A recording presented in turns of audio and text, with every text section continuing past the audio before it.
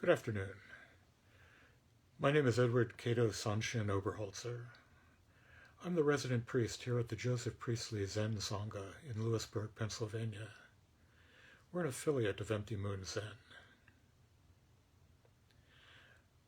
I imagine that all or most of us on the Koan Way have had or will have had the experience of stumbling across a koan that stops us in our tracks. Not the barrier that's the first koan, when you have no idea which way to turn, of how to get a handle on just what it is that your teacher wants from you in this infuriating practice. No, this is when you feel you've hit your stride. You can pick up the next koan, memorize it, walk into Doksan, just lay out your response, be told, that's it. Bow and walk out. But then you're given a koan and have no clue, no handle, no idea where to begin.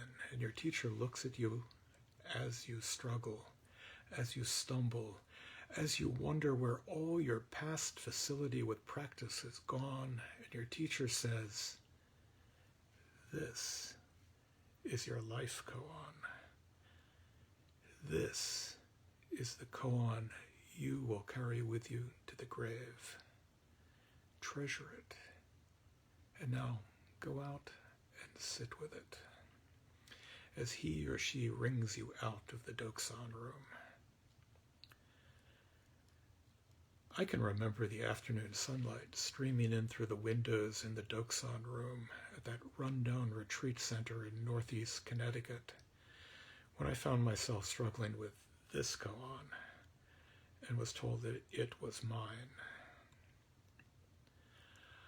A monk asked the priest, Seijo, of Xingyang, the Buddha with supremely pervading, surpassing wisdom did zazen on the Bodhi seat for 10 kalpas, but the Dharma of the Buddha did not manifest itself, and he could not attain Buddhahood. Why was this? Seijo said, your question is exactly to the point. The monk said, but he did zazen on the Bodhi seat. Why couldn't he obtain Buddhahood? Seijo said, because he is a non-attained Buddha. This case 9 of the Gateless Gate, was and is my koan, or one of my koans. That anguished monk is me. Perhaps that monk is you. I thought I was pretty diligent, crawling out of bed each morning and sitting alone in the dark, going to work, finding a quiet place for sitting during lunchtime, returning home and sitting again, going to retreats, going on weekly sits, sitting, not for 10 kalpas, not for that unimaginable length of time perhaps, but for what seemed to be long enough. That it was not unimaginable was possibly more a failure of imagination on my own part. Why wasn't I enlightened? Other people seem to have breakthroughs, to have the proverbial bottom fall out of the bucket. I just sat. No angelic choirs, no blazes of glory. Like many of us, I'd read the 3 pillars of Zen. Where was my parade, my trophy, my moment of glory? What wasn't I seeing? There's a wonderful children's author, Rosemary Wells, who wrote a collection of 3 small volumes, collectively known as The Bunny Planet. These were some of my favorite books to read to my children. Each volume has, along with the inside jokes meant only for parents, Each has a small child in the form of a rabbit, having to endure the childhood purgatory of boredom inflicted by those parents, longing for the paradise of the bunny planet, a place presided over by the bunny queen, whose name is Janet. Each story ends with the bunny queen pointing out that the bunny planet was here all along. You just needed to open your eyes. And just so, enlightenment is here all along. There is no attainment and nothing to attain, as the Heart Sutra tells us. As Janet, that bodhisattva of children everywhere, would have told us. Here.